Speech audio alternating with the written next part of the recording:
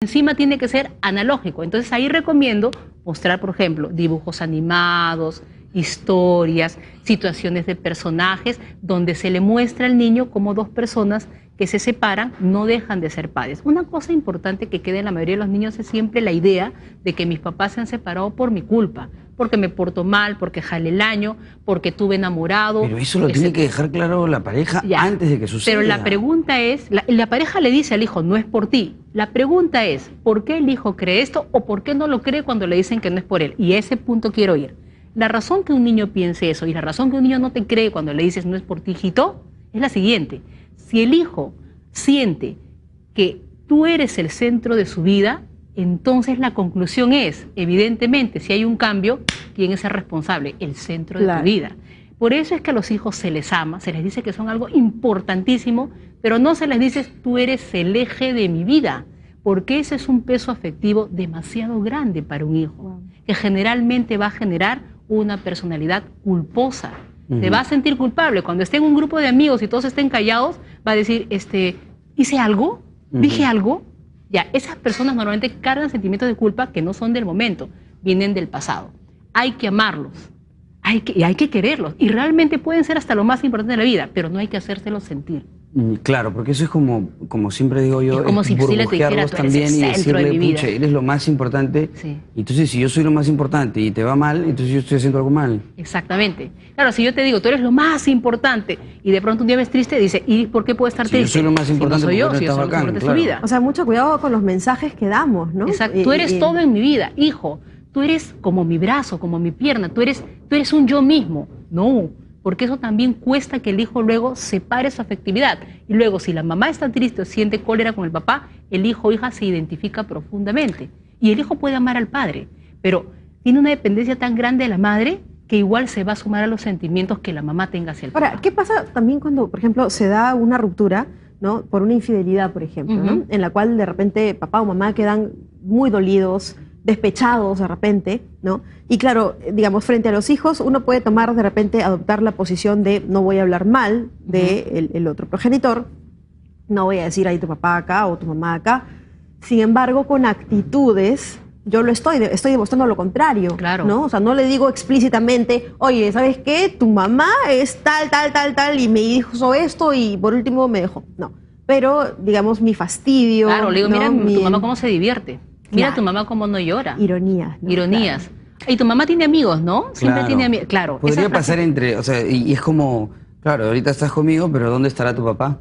Exactamente. Claro. O sea, y le dejas le empiezas a alimentar una fantasía que es tuya. He tenido niños que vienen a consulta y me dicen en Facebook, mi mamá dice que mi papá, él no está triste. Y me dice, mira, y me dijo que mire su Facebook. El niño va a mirar el Facebook, ve que está. Es que eso lo tengo que decir porque ahora que aparecen las redes sociales, los métodos en que las personas instan a otras personas, niños o adultos, son mucho más tecnológicos. Y eso no está pensando uno cuando tiene un hijo, de que la mamá le va a decir al hijo, si quieres anda, mira a tu papá qué hace por el Facebook. Eso lo veo porque veo hijos divorciados, separados, niños de padres que se llevan mal y por ahí va. ¿Qué puede generar en ellos? Ya, eso es lo que genera, aparte de lo visual, siempre es un impacto emocional mucho más fuerte que lo auditivo. Claro. Siempre lo visual tiene un efecto sobre todo emocional, mientras que lo auditivo quizá puede ir a un aspecto más reflexivo. Por eso normalmente lo que yo recomiendo siempre es, si uno se ve obligado por las circunstancias, porque no queda de otra, a ser un poco más claro con el niño, puede hacerlo de una manera como cuando ustedes cuentan un cuento, como el cuento que les he escuchado del ciervo y los cazadores. ¿Ves? Si la misma historia es contada en un tono de voz de tragedia, tiene un impacto terrible. Pero si de pronto la misma historia es contada en un tono de voz de serenidad y hasta con un toque de humor, mira, ve. Por ejemplo, una mamá me preguntó, Iris, mi hijita me dice, mamita, me da pena dejarte solita en la cama porque antes dormías con mi papá. Entonces la señora se le partía el corazón, la abrazaba y lloraba. La pobre niña se estaba deprimiendo. Entonces le dije, mira, vamos a usar el humor. Entonces tú cuéntale que desde chiquitita dormías en una cama muy chiquita y que tu sueño era tener una cama grande.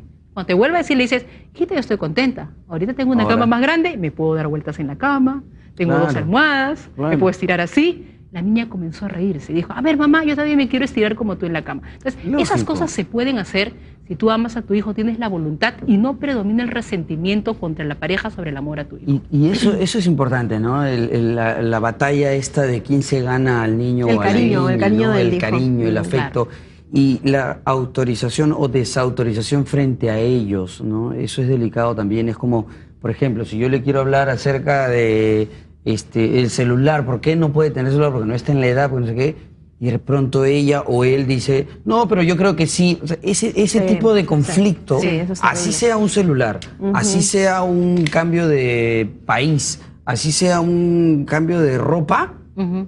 no es el momento. O sea, yo creo que, pero Sí. eso lo aclararías tú, es como, ya, yo le planteo eso, pero después, oye, flaco, por otro lado, hablemos esto y después lo volvemos a aclarar, pero no puedes entrar En desautorización. Sí, porque inclusive si hay un desacuerdo, el papá y la mamá deben quedar en que eso se resuelve en privado. ¿Qué genera eso en el niño en el tiempo? Sobre todo quiero explicar en el caso de acá, Perú, cuando la mamá desautoriza al papá frontal o sacándole la vuelta. O sea, dice, no le digas a tu papá, vas a salir, pero no le cuentes. Lo que genera es que tú haces que la figura de autoridad de la casa, ¿no es cierto?, sea visto como una persona sin fuerza. ¿Qué genera eso en el tiempo? Porque en el momento afecta al papá. ¿Qué genera luego cuando tú trabajas? Que la persona justamente tenga la expectativa de que el jefe sea una persona manejable, una persona engañable, una persona que no tiene autoridad. ¿Qué pasa si tienes un jefe que tiene carácter? La persona se desarma, no se puede quedar en ese ambiente, porque esa figura de autoridad lo afecta profundamente. Tenemos un caso en Facebook que me parece interesante. Karin dice, cuando era niña le pedí a mamá que se divorcie. Tengo 26 años, no me arrepiento, pero te está charoleando. Ya, no me arrepiento, pero igual los hijos seguimos cargando las consecuencias. Ajá. Ya tiene 26 años. Claro, normalmente las consecuencias que se dan por el divorcio están muy vinculadas al nivel de dolor que uno de los padres o ambos padres le han expresado a un hijo. Esas son las culpas y las cruces que cargamos en el tiempo. ¿Por qué? Porque de alguna manera tú convives con uno de los progenitores que te muestra su dolor. Entonces, ¿qué sentimos un adulto cuando estamos frente a alguien que llora 5, 6 horas, 2 horas todos los días? Sentimos que de alguna manera no hemos podido hacer nada para aliviar ese llanto. Y ahí viene el sentimiento justamente de culpa, ¿no? Cuando la gente vuelve a recordar, vuelve a llorar. ¿Y por qué eso no está resuelto? Porque la persona no ha cortado el cordón umbilical con sus padres. Lo que quiere decir, no le concede a su progenitor la responsabilidad del manejo de su sentimiento. Claro, ¿y qué ocurre en el caso de, por ejemplo, ¿no? Ya los padres deciden separarse, pero quieren manejar la situación, digamos, cómodamente. Entonces, no me voy ahorita, me iré en 6 meses, me voy en 1 año. Pero duermen separados. Pero duermen separados, ya no cada se uno en hacen su cuarto, sí. qué sé yo. Y la situación es tipo roommates, ¿no? Ajá, o sea, sí. todo Sí. bien. Entonces el chico dice, bueno, ya no duermen juntos, pero mi mamá por allá, pero igual estamos acá en la casa. Digamos, es un tipo es una Sí. forma.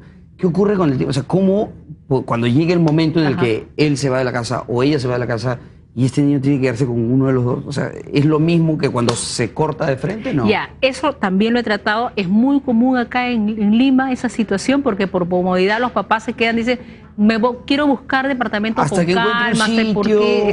o porque de repente la relación es manejable. Exactamente. Porque está un poco todo en orden. Pero eso ¿no? también debe afectarlos. de alguna Afecta, forma, porque ¿no? ¿qué sucede?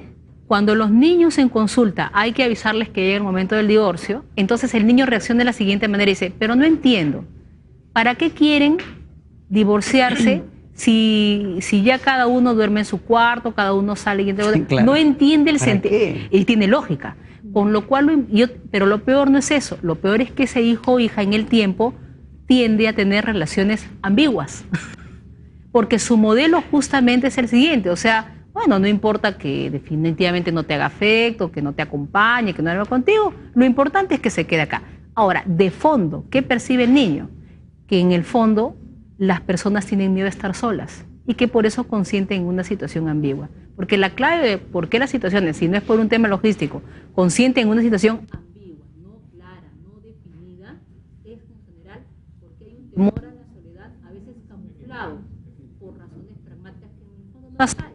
Cuando una persona ya ha definido una situación, lo que toma es una situación clara. Es como, por ejemplo, tú terminas con tu novia, entonces de pronto tu novia te dice, oye, ¿podemos salir del cine como amigos? Tú ya terminaste la situación islámica.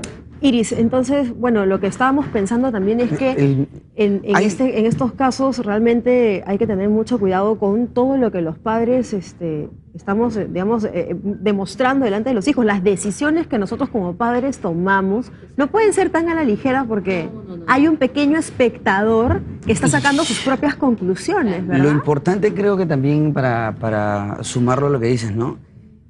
No somos dueños de sus vidas, ¿no? Claro. O sea, apenas podemos con las nuestras, entonces menos vamos a poder manejar la de un niño en una situación como esta. Entonces creo que lo ideal siempre es pisotear un poco este concepto que tenemos de yo lo voy a poder manejar.